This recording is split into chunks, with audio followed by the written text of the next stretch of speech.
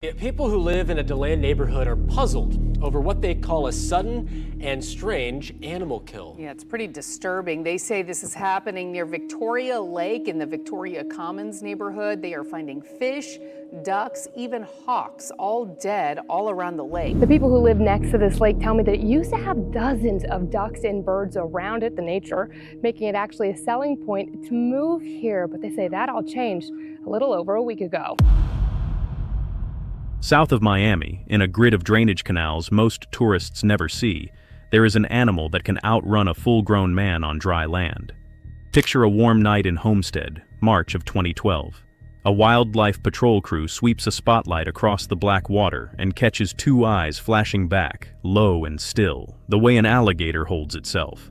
Just an oversized nuisance gator, they figure. But the gap between those eyes is wider than anything born in these canals should carry, and a wider gap usually means a bigger skull underneath. Then the boat closes in, and the animal does something a Florida alligator is not built to do. It does not roll or vanish beneath the surface. It climbs clear of the mud and launches into the sawgrass at close to 14 kilometers per hour before anyone can react.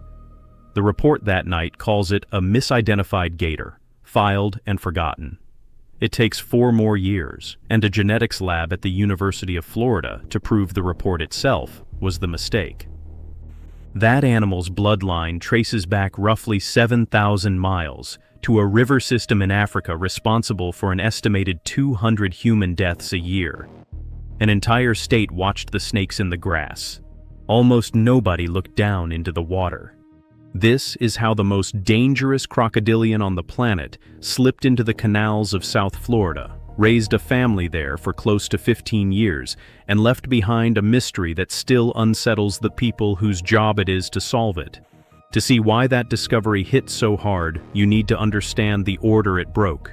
The Everglades has never been the lawless free-for-all people imagine. For most of its history, it has run on a strict division of territory between two rulers, each locked out of the other's water. Inland, in the fresh sawgrass, the American alligator is unchallenged, dark and armored, with a bite built to crack a turtle shell like a knuckle cracking. Along the coast, where salt bleeds into the marsh, a second monarch holds the brackish water, the American crocodile.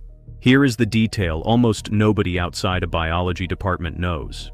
Despite the teeth and the ancient stare, the American crocodile is close to harmless, shy, mostly fish-eating, and so people-averse that in the entire recorded history of the United States, it has never been confirmed to have killed a single human being. Its largest surviving colony lives around a nuclear plant's warm water discharge canals, using the reactor's waste heat as shelter. The system worked because the border held alligators in fresh water, crocodiles in salt. Then, sometime in the middle of the 2000s, that border began to fail, not with an attack but with an absence.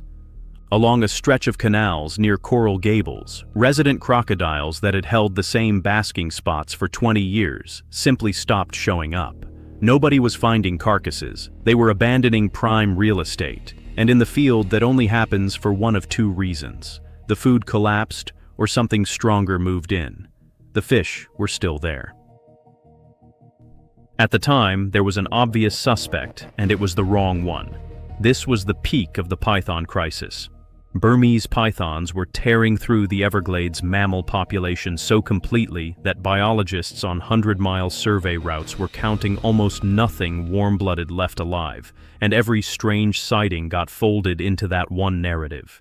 Canal front residents describing dark, aggressive reptiles behaving nothing like local wildlife got chalked up to mistaken identity, a whole field seeing exactly what it expected to see. But their descriptions were specific in a way that should have raised flags. These animals sat high in the water, watched boats, tracked movement like they were studying it. While every headline pointed at the snakes, a second, quieter invasion was setting up in the same water, hidden behind the python panic. The first real proof was not a sighting, it was a body count. Rangers began finding smaller reptiles torn apart in a way that fit no known predator. A python kills through constriction, leaving the skeleton whole, because crushing is not tearing. These carcasses had been shredded with the twisting violence of a death roll, But the bite radius was too wide for an alligator, and the aggression did not match the timid native croc. For a while, the theory was simply a gator with a bad temper. Nobody yet understood they were looking at an entirely different machine, running hotter and growing faster than the Everglades had ever had to budget for. The real break came in 2009, on a lab table rather than in the swamp. A field team pulled a juvenile crocodile from the canals near Miami, barely past hatchling size, and within minutes, the herpetology staff at the University of Florida knew something was wrong with it. Think of the uncanny valley from robotics. Something looks almost, but not quite, correct, and that tiny discrepancy is what makes your skin crawl. The snout read correctly, narrow and V-shaped, rather than the blunt gator profile. But the armor was wrong. A crocodile's back carries bony plates called osteoderms, and on a native crocodile, those plates scatter in a loose, irregular pattern. On this juvenile, they sat in tight, geometric rows, aligned like tile on a floor, a different blueprint. The behavior alarmed them further. A Native American crocodile, once captured, thrashes briefly and goes still, playing dead to conserve energy. This hatchling refused to stop, coming at its handlers with relentless fury. And instead of a hiss, it let out a low, guttural growl that essentially does not exist in Florida's wetlands. The team ran through explanations: a mutation, or more likely, a hybrid. A crocodile and an alligator cannot interbreed, having split from a shared ancestor 80 million years ago. But two crocodile species crossing is entirely plausible, and that became the leading theory. A Native American crocodile mated with a Central American relative. Reasonable and completely wrong. In 2012 and 2014, more animals turned up. No longer hatchlings, but subadults, growing at a rate that broke every local expectation. Crocodiles are ectothermic, so their growth is capped by heat and food, and a Native American crocodile grows slowly, hoarding energy in a competitive environment. These new animals were growing an estimated 28% faster, meaning earlier breeding age, earlier peak size, and the ability to eat the competition before it grew large enough to fight back. There was a second, quieter advantage. The Nile crocodile guards its nest for weeks, while the Native American crocodile largely abandons it. The invaders were not just growing faster, they were protecting more of their offspring, and the advantage compounded. The 2012 capture confirmed how far this had gone. Corner a Native American crocodile, and it retreats into the water every time. This animal planted itself on the bank and rose onto extended legs in what is called a high walk, a posture reptiles use to project dominance. Appearance alone would never justify declaring an emergency, so the team cut tissue samples for sequencing, targeting one stretch of mitochondrial DNA called cytochrome B, a biological passport for ancestry. They expected it to read somewhere in Central America. When the results came back in May of 2016, the coordinates pointed instead to a river system tied to some of the deadliest routine encounters between humans and wildlife found anywhere on Earth. The findings, published in a peer-reviewed herpetology journal, left no room for doubt. The Florida animals were a full match for Crocodilus niloticus, the Nile crocodile. That identification turned an interesting anomaly into a genuine worst-case scenario. The American crocodile is a cautious fish-eating specialist. The Nile crocodile is a generalist, and its diet includes us. It is linked to roughly 200 human deaths a year across its African range, and unlike most large predators, it does not learn to avoid people, reading anything entering the water not as a threat to avoid, but as biomass to process. The genetic data held one sharper layer still. Nile crocodiles range across 26 African countries, and the Florida samples matched none of the populations from Egypt, Uganda, or the Great Central Rivers. Their markers matched one narrow lineage, from a province on South Africa's southeastern coast, the fingerprint on the door. Crocodiles do not cross oceans on their own. The match confirmed the darker truth. A human being was the vector.